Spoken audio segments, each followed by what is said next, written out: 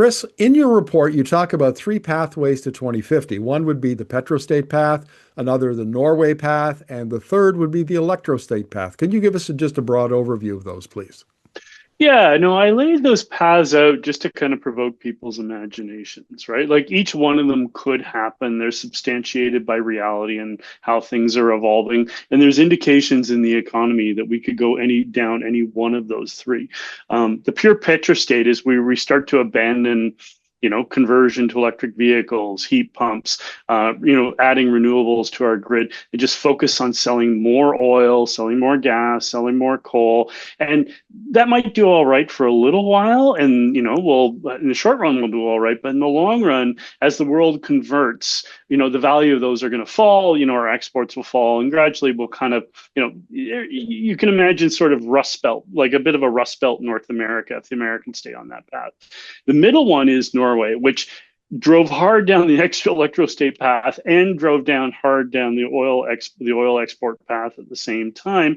Now, they had a vision doing that, and they banked all of the cash from the oil and gas sector, and we didn't really do that, right? So, you can't directly compare that. But the problem is there isn't a clear, you stay in tension that whole way when you're doing that, right? There's conflicting interests. There's endless arguments about where capital and political effort should go.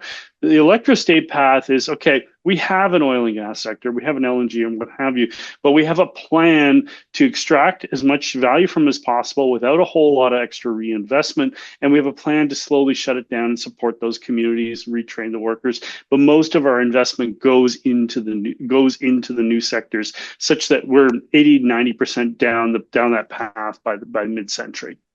Let's take each one of those paths individually.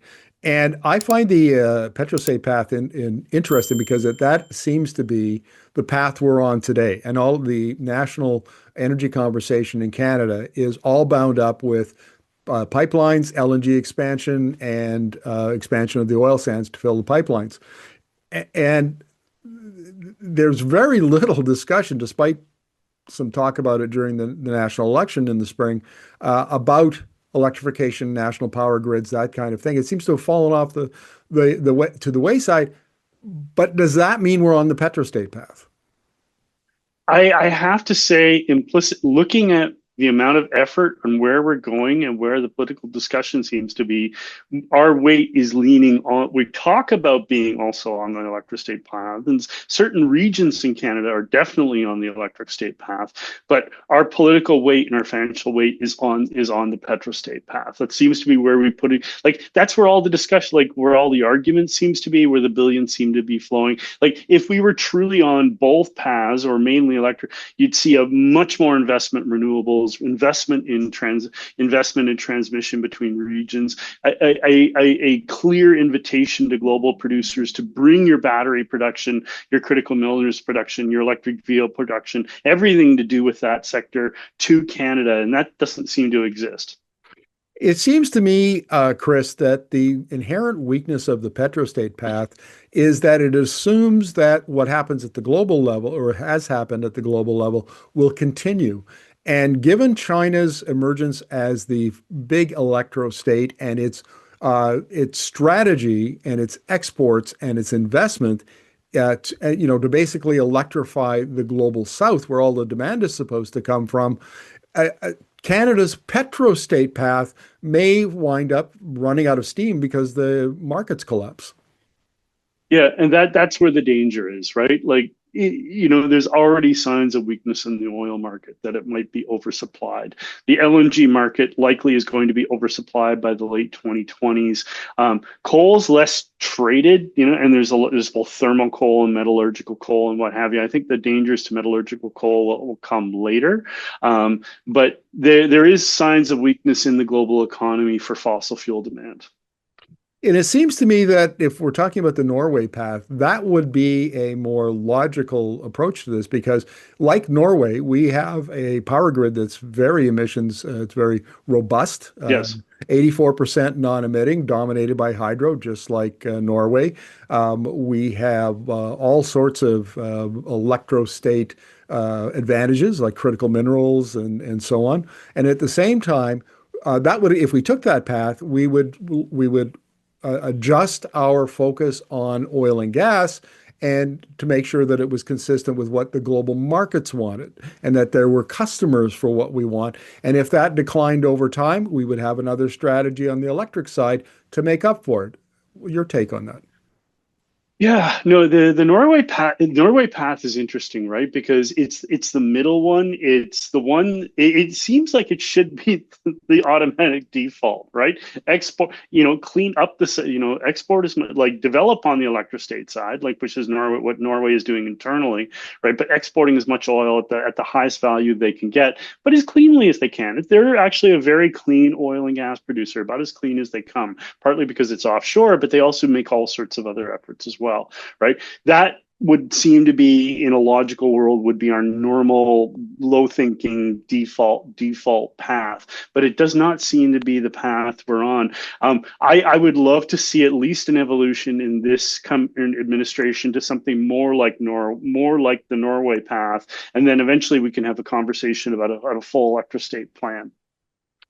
Well, let's talk about the full electrostate path because this one includes managed fossil decline. And I don't see any appetite in Canada to manage it, to phase out the oil sands or to phase out natural gas. Accept it exists first. Yeah. But nor is there a concerted effort to electrify the economy. We've taken some tentative steps. We've got a critical minerals plan, and we've invited a few companies in and subsidized their battery plant plans, that sorts of thing. But it really seems to be tentative baby steps. Would you agree?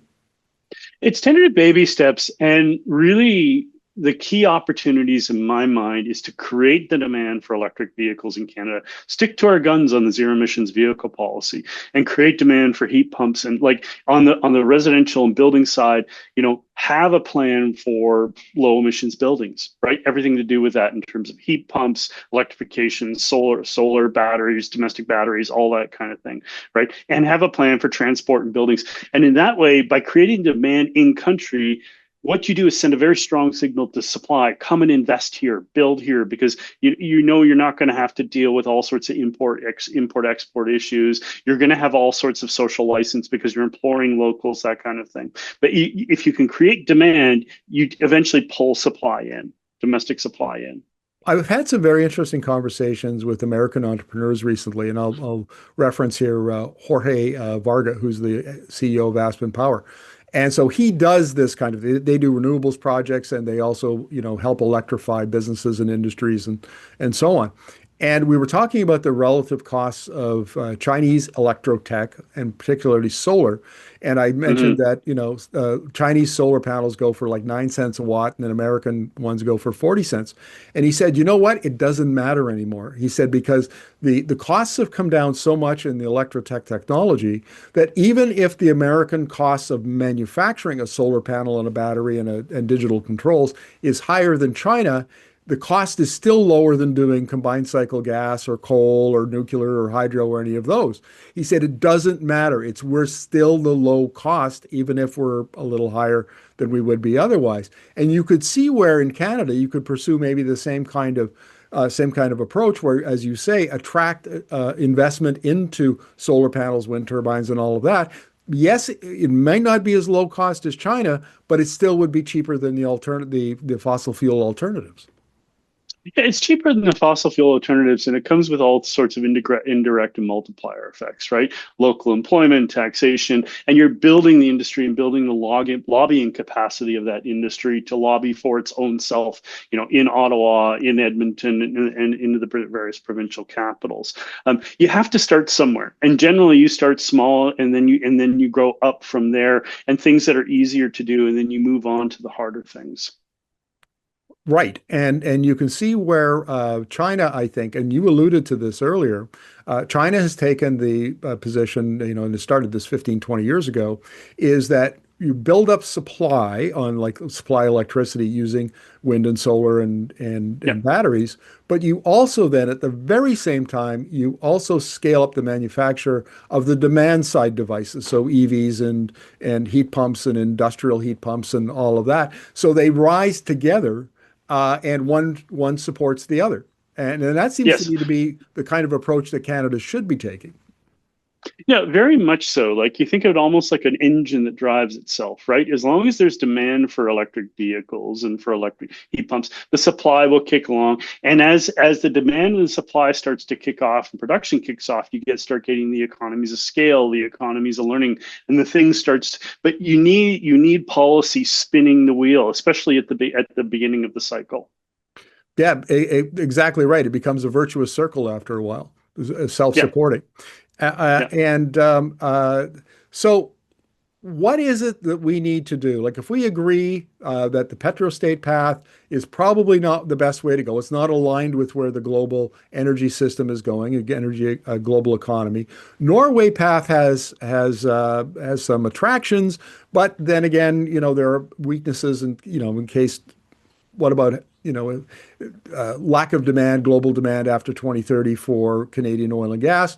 But the electrostate path with some kind of way to manage oil and gas decline over time.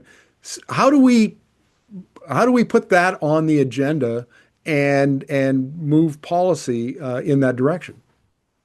Yeah, like right now we've got this debate where we're pulling in two different directions, right? Which is just where nothing happens effectively, right? You kind of have to bring the parties together so they're not pulling exactly the same direction, but there is a vector kind of pulling this way, right? So the folks wanting to expand fossil fuel production, okay, fine, right? But be realistic about who's going to demand this stuff at what price and where is the real long-term value added, and do it as cleanly as possible. Do the cheap stuff. Stop fooling us about actually doing something about fugitive methane to start with. They know how to do some of the cleanest production in the world. Do that. Put CCS where we know how to do it today, which is on like hydrogen for upgrading. Use electrification for heat, of all sorts. Learn how to do that, and it's a capacity that you can export later. That move along, okay, and then we can talk about like expanding LNG and like sending more oil south into the U.S. and what have you. Use the transmission you have. So kind of haul them over and then bring the other folks up, realizing, okay, we're going to have to do some of both of these to hold this political coalition together. Then as things develop into the 2030s, we can get more coherent about our common direction. Now, I want to end the interview on that point, Chris. And we here at Energy Media for the last 2 years have argued that Canada does not have a coherent energy strategy. It does not No. have a coherent energy transition strategy. And I think you've just did a very good job of explaining how we're kind of disconnected and at odds with each other. Would you agree we need a strategy? And how do we take a more strategic approach when we seem to be pulling in the opposite direction? That's really hard, right? Like it can't be federally mandated, right? Like we've done that before, and we got a lot of people really, really angry. Right? It does need to come from the bottom up. There's lots of folks in Alberta and Saskatchewan that understand this very well, and we have to try and empower them to the extent possible in their conversations. It always comes. You've got communities, you've got jobs in place. What do you do with those? What does the future look like for them? And get those conversations. Alberta went through this in 2015, 2016 under the Notley government. Something similar that fits the common era might be very useful in both Saskatchewan and Alberta, just to realize, okay, look, demand is highly uncertain here. We know there's lots of demand now. What can we do to guarantee the viability of this industry going forward? And that will ease the other electrostate conversations at the federal level and in the other provinces, right? And it would, I think one of the things it would help do is ease this whole tension building between British Columbia and Alberta about what should be shipped off in Canada's west coast. Chris, this has been fascinating, and thank you very much for structuring the conversation along these three paths and what some of the options are. So thank you very much for this. Oh, I'm happy to do so.